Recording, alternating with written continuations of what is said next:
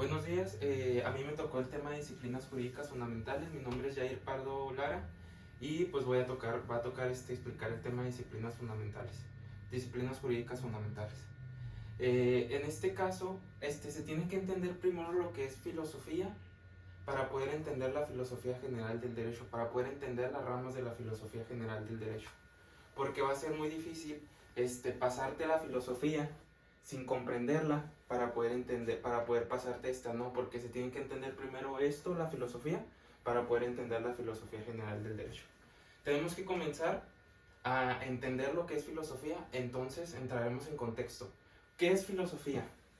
Se tiene que entender filosofía y ciencia, tiene que haber esa comparación. Entonces, filosofía y ciencia siempre van a buscar el conocimiento de lo verdadero, siempre buscarán el conocimiento de lo verdadero, pero van a ser verdades diferentes. La ciencia siempre tiene verdades aisladas, siempre va a buscar unas verdades aisladas. No se va a preguntar lo que es, no se va a preguntar cómo deben de ser las cosas, no se va a preguntar el sustratum de las cosas, no se va a preguntar el valor axiológico, no se va a preguntar cómo son, cómo deben de ser las cosas, no se va a preguntar eso. Solo va a buscar un elemento, va a investigar un elemento, unas cosas, por eso son verdades aisladas. En cambio de la filosofía sí son verdades totales. La filosofía es omnicomprensiva, busca todo, abarca todo. Le importa lo que es y cómo deben de ser las cosas. Cómo le importa el valor, la axiología y el sustratum de las cosas. Se pregunta las cosas cómo son. Ya comprendiendo todo esto, ahora sí nos podemos pasar a la filosofía del derecho. La filosofía del derecho va a ser un estudio de la teoría y la axiología. Eso es lo que va a ser un estudio. Para poder entender eso, pasas a la filosofía general, filosofía del derecho. Va a estudiar, ella se va a encargar de estudiar la teoría y la axiología, como lo acabo de decir, y se pasa a la teoría fundamental del derecho. La teoría fundamental del derecho tiene dos ramas. Son el concepto del derecho. ¿Qué se va a preguntar? Se va a preguntar el qué es el derecho. Se va a preguntar qué es el concepto del derecho. Esa es la pregunta que se va a hacer. Se va a preguntar eso. Y el concepto, la otra rama es conceptos jurídicos esenciales. Ok, va a tener esos conceptos que son esenciales, como dice la palabra, que son esenciales del derecho.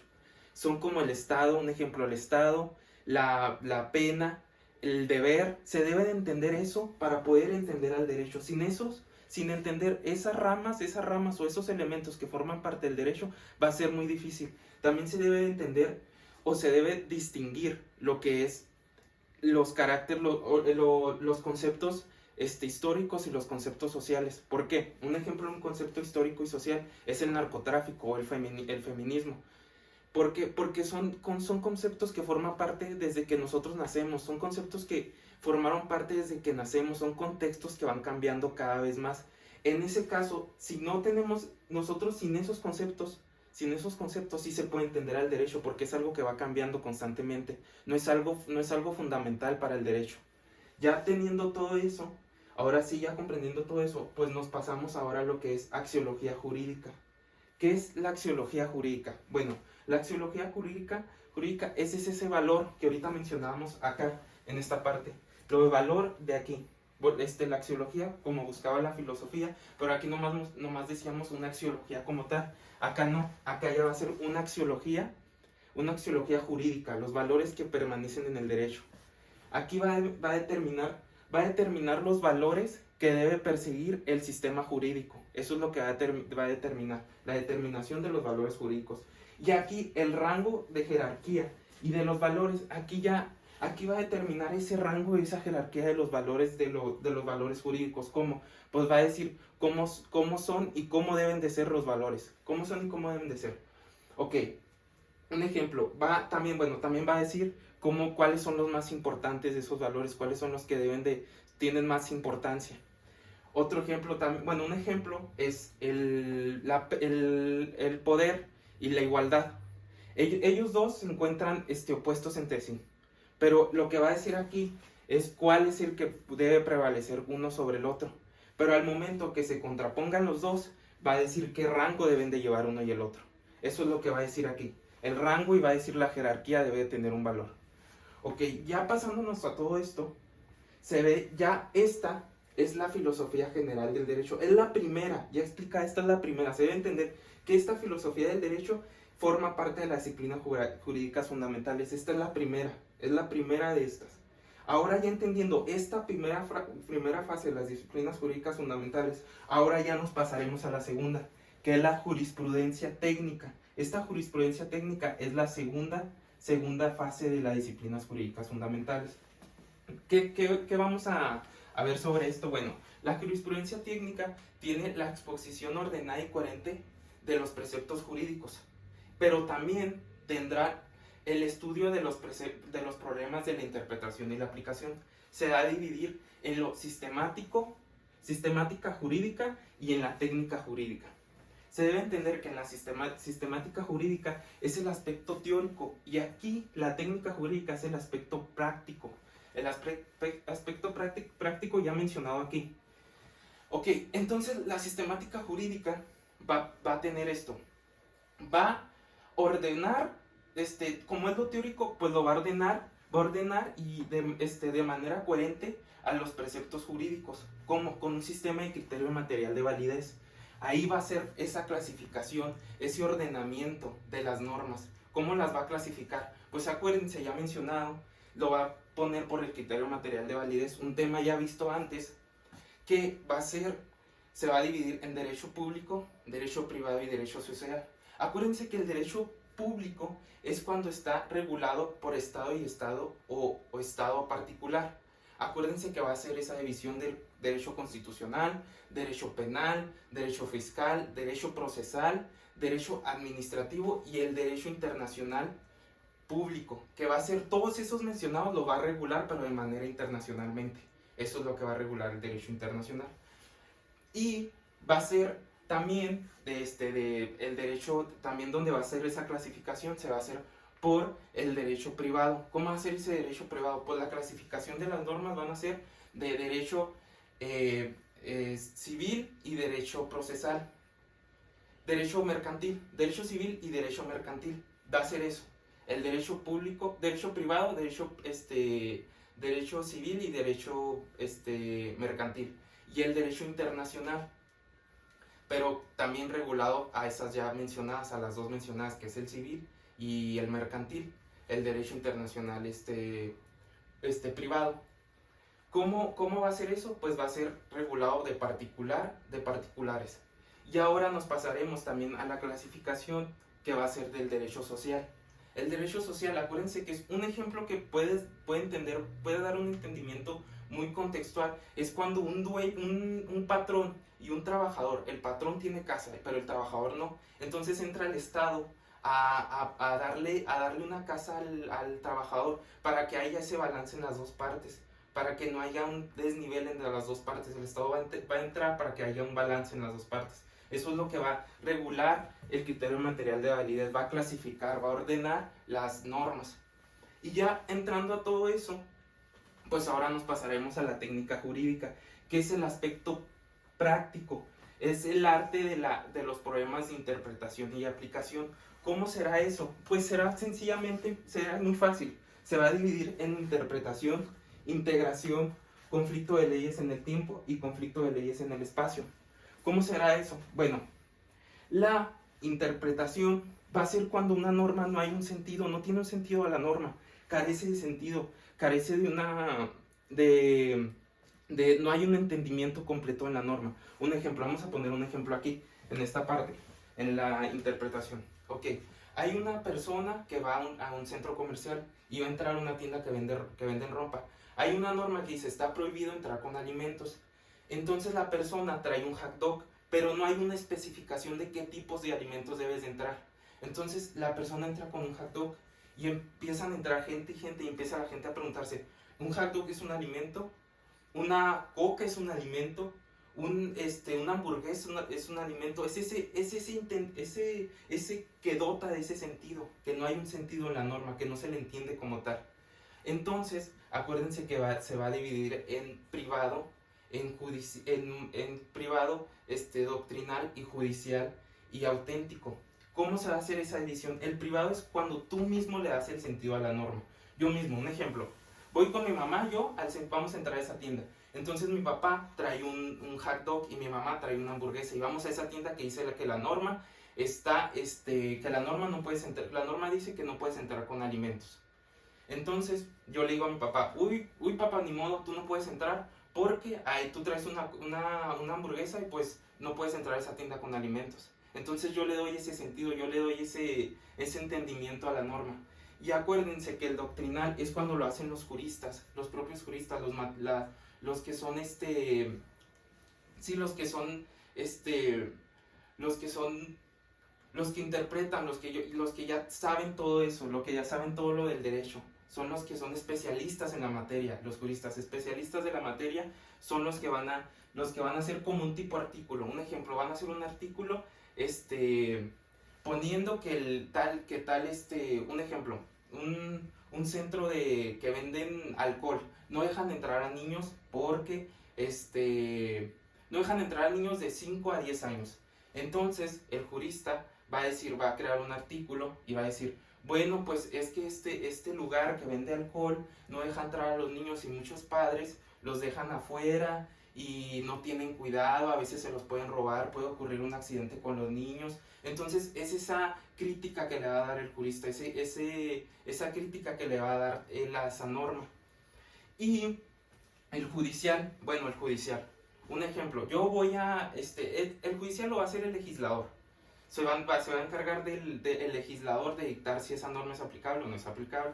Un ejemplo es, ok, yo voy con un hot dog y yo me enojo porque una señora entra masticando un chicle a la tienda y yo digo, pero ¿cómo a ella sí la dejan entrar masticando un chicle? Trae un alimento, está masticando y yo quiero entrar con un hot dog. Entonces me enojo y voy a la fiscalía y hago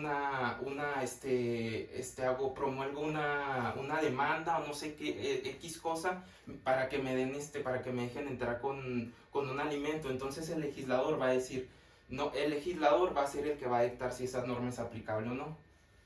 Y de ahí nos pasaremos a lo que es la auténtica. ¿Cómo va a ser la auténtica? Pues el propio que creó la norma le va a dar esa interpretación. El propio que creó la norma le va a dar el sentido a esa norma. Ok, entonces el que creó la norma de la tienda que venden, que no dejan entrar alimentos, va a decir, bueno, por alimentos se entiende un hot dog, se entiende una coca, se entiende una pizza. Entonces le va a dar ese sentido, esa norma, para que tú como particular le entiendas esa norma. Y ya pasándonos a todo esto, te pasarías a lo que es integración. Aquí en la integración es cuando existe una laguna o un vacío jurídico. Una laguna o un vacío jurídico, cuando el acto que tú vas a cometer, este acto que vas a cometer, no hay una norma que te lo regule, una norma que te lo prohíbe. Un ejemplo, una persona está en un parque.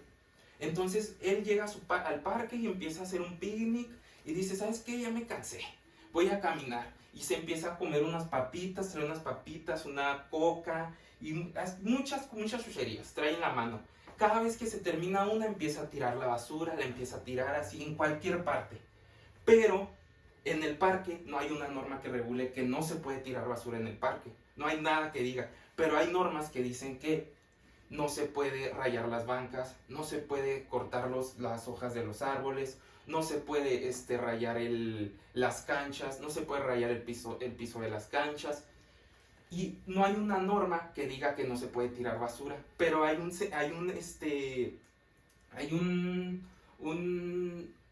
objetivo del parque que es un principio general. Pues hay un principio general que el parque dice que lo que ellos quieren hacer es el cuidado del parque, que se mantenga bien, pero no hay una norma que diga que no puedes tirar basura. Entonces ahí es donde existe esa laguna. Ese acto que tú vas a cometer no está regulado. Ese acto que tú vas a cometer no hay nadie que te lo prohíba. Entonces ahí es cuando en nuestro sistema el Código Penal no se puede hacerlo de mayoría de razón ni tampoco analogía. Bueno, voy a entrar en eso. Ok, mayoría de razón es cuando esa norma no está, cuando tu norma no está, el acto que tú vas a estar no está, ¿verdad? Entonces, pero hay otras normas ya mencionadas, como las que acabo de decir, que son que no se puede rayar la banca, que no se pueden rayar arrancar las hojas, que no se puede rayar el piso de las canchas, que no se pueden rayar las canchas, que no puedes quitar las sillas del lugar, del parque. Entonces, tienes también un principio general que dice que buscan proveer o buscan que el parque se mantenga bien. Entonces, tú juntando eso, llegas a un razonamiento tú mismo. El que creó la norma llega a un razonamiento y dice, mira, si no te dejo que rayes las bancas, si no te dejo que quites las hojas de los árboles, si no te dejo que rayes el piso de las canchas, si no te dejo que quites las bancas, que rayes el piso, las canchas, pues mucho menos te voy a dejar que tires basura, porque yo tengo un principio general que lo que busco es que el parque se mantenga en buenas condiciones. Entonces eso es lo que quiere decir la mayoría de razón. Otra parte, lo de analogía, tampoco está en nuestro sistema, en nuestro código penal. Esa no se puede hacer. Un ejemplo, yo mato, hay una norma que dice que no se puede matar gatos, pero yo mato una gata. Entonces, por mismo sentido, una gata y un gato es lo mismo. No, o sea, la ley debe decir, si es gato, si es gata, es gata. O sea, no se puede ir al sentido de que, ay, porque es gato, es gato, y él mató una gata, pues se le debe condenar. No, si es gato, si es gata, es gata. Es así. Eso no, la analogía no se puede hacer en nuestro código penal. Y ya explicando todo lo que es interpretación, ahora nos pasamos a integración. Ahora ya explicando todo lo de integración, ahora nos pasamos a conflictos de leyes en el tiempo. ¿Cómo va a ser eso? Pues se va a dividir en dos, que es la vigencia y la retroactividad. En la vigencia, lo único que va a decir es si es vigente o no es vigente, si es aplicable o no es aplicable. Un ejemplo. Una persona va a matar una persona normal, mata a otra persona. Y no hay una ley que condene eso. No hay una ley que diga, no hay una ley o una norma que diga que está prohibido matar personas. Entonces, al momento de que la persona hace el acto, al día siguiente el acto lo comete a las 11 de la noche. Y al día siguiente ya va a haber una norma que diga que está prohibido matar personas. Entonces, él al momento que le dice, no, pues te vamos a aplicar la nueva norma, él va a decir, no, oye, no, ¿qué te pasa? Tú a mí no me puedes aplicar esa norma, porque yo el acto lo cometí antes. Entonces, eso sería lo de vigencia, si es vigente o no es vigente la norma, si es aplicable o no, si te aplica o no. Y lo de retroactividad es cuando existen normas en los mismos momentos. Un ejemplo de normas. Una persona la agarran con un cargamento de cocaína. Entonces le quieren dar de 15 a 20 años. Mientras está el proceso, se pasan semanas, una semana, está el proceso, y en esa semana entra una nueva ley o una nueva norma que dice que ahora a las personas que crucen cocaína se les dará de 40 a 80 años. Entonces, esa no te la pueden aplicar porque ninguna ley puede dar efecto retroactivo en perjuicio de alguna persona. Deben de aplicar la otra. Ya con el ejemplo de esta, ahora nos pasamos a lo que es conflicto de leyes en el espacio. Este es sencillo. Este problema siempre es algo particular que a todos pasa. Es particular, es esencial en la vida, porque siempre pasa esta cuestión, porque son múltiples leyes o múltiples normas en distintos espacios, en distintos lugares. Como un ejemplo es cuando una persona de Estados Unidos, un mexicano se casa con una persona de Estados Unidos, pero al momento que se quieren separar, hay esa confusión de que en dónde se va a regular, o dónde va a estar regulada, o dónde va a ser el separamiento, o cuáles procesos se deben de seguir. Si el de México o el de Estados Unidos, pero acuérdense que siempre se debe decir donde se celebró el acto. En este caso, pues si la persona se casó en Estados Unidos, pues se tiene que seguir los procesos o las leyes de Estados Unidos. Otro ejemplo también también que suele ocurrir es que una persona un ejemplo de Chihuahua compra una casa en Guadalajara. Él no vive en Guadalajara, él vive aquí en Chihuahua, la casa la renta, y al momento que la quiere vender y todo eso, pues ¿dónde se va a seguir el proceso? Pues se tiene que seguir a fuerzas donde se celebró el acto, entonces sería en Guadalajara, donde él hizo la compra. Bueno, ya explicando todo esto, así llega el fin de las disciplinas jurídicas fundamentales. Esto sería todo, este proceso sería ya el fin con el conflicto de leyes en el espacio, sería el fin de las disciplinas jurídicas fundamentales, pues desde lo de la jurisprudencia técnica. Esto sería todo por mi parte, espero que haya un entendimiento completo, muchas gracias.